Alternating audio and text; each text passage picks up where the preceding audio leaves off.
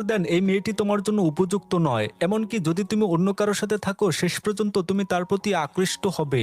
কিন্তু মিস্টার গাও জিং এর হাত ধরে বলে, আমি মন থেকে জানি যে সে একমাত্র মেয়ে যাকে আমি স্পর্শ করতে পারি, যার মানে আমরা একসাথে থাকার জন্য নির্ধারিত।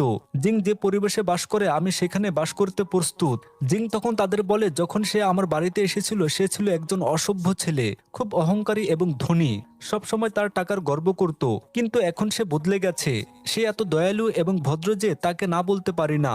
জিং তাকে গ্রহণ করেছে জেনে মিস্টার গাও খুশি হয়। ঠিক তখনই মিস বাই আসে এবং এই মুহূর্তে মিস্টার গাও এবং জিং একে অপরকে চুমু খায়।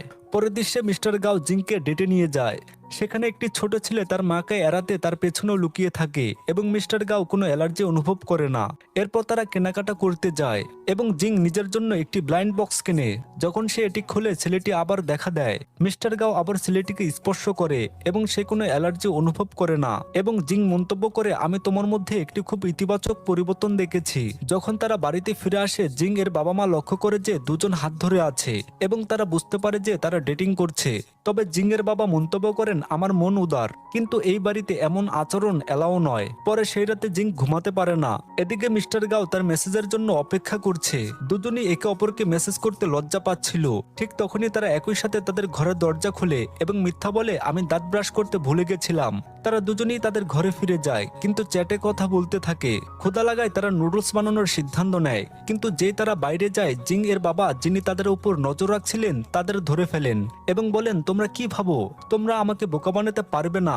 কোনো চালাকির চেষ্টা করো না, তোমরা দুজনেই তোমাদের ঘরে ফিরে যাও। এরপর তার বাবা তাদের ঘরের বাইরে বসে থাকেন। পরের দিন সকালে জিং একটি নুডলসের দোকানে যায় যেখানে মিস্টার গাওয়ের দাদাও উপস্থিত আছেন। জিং তার পাশে বসে মিস্টার গাও সম্পর্কে কথা বলে এবং দাদার খুব কাছাকাছি চলে আসে। এইসব শুনে দাদা ভাবেন এই মেয়েটির মধ্যে নিশ্চয়ই বিশেষ কিছু আছে, না হলে গাও এত পছন্দ করতো না। পরে সে মিস্টার গাওয়ার জন্য নুডলস নিয়ে আসে। ঠিক তখনই জিং এর বাবার কাছে বাড়িওয়ালার ফোন আসে, যিনি তাকে বলেন, আপনাকে এই বাড়ি ছেড়ে দিতে হবে, কারণ আমি এটি অন্য কারো কাছে বিক্রি করেছি। এটা শুনে সবাই মন খারাপ করে, কারণ এই বাড়ির সাথে তাদের অনেক স্মৃতি জড়িয়ে আছে। আসলে মিস্টার গাওয়ের দাদার নির্দেশে মিস বাই এটি কিনতে আসছেন। যখন তারা দরজা খুলে মিস বাই সেখানে দাঁড়িয়ে আছে। ঠিক তখনই মিস্টার গাও আসে। মিস বাই কাগজপত্র দেখায় এবং প্রকাশ করে যে সে ইতিমধ্যেই বাড়িটি কিনে নিয়েছে এবং বলে, এই বাড়ি ছেড়ে দেওয়ার জন্য তোমাদের 1 সপ্তাহ সময় আছে, যদি তোমরা না যাও আমরা এই বাড়িটি ভেঙে দেব।